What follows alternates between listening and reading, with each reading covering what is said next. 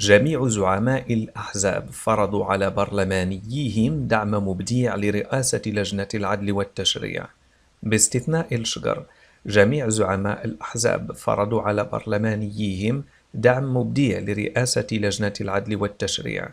سجال كبير داخل الأحزاب السياسية، أغلبية ومعارضة، بعد منح 250 نائبا برلمانيا أصواتهم لصالح محمد مبديع القيادي بحزب الحركة الشعبية من أجل الفوز بمنصب رئيس لجنة العدل والتشريع بمجلس النواب، رغم متابعته بملفات ثقيلة تخص الصفقات والعقار بمدينة الفقيه بن صالح.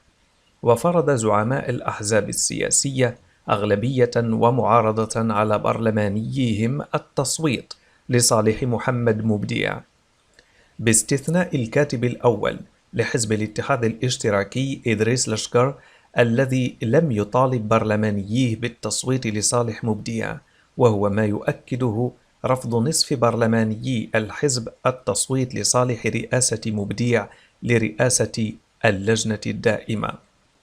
وفي ذات السياق يواجه عبد الإله بن كيران الأمين العام لحزب البي جي دي انتقادات لاذعة من قادة الحزب بعد مطالبة برلمانييه دعم محمد مبديع والتصويت عليه، حيث رغم الشكوك التي كانت تحوم حول مبديع، لكن بن كيران أصر على دعمه بعد تكليفه بمحاربة الرشوة والفساد، إبان تعيين مبديع في حكومته كوزير للوظيفة العمومية.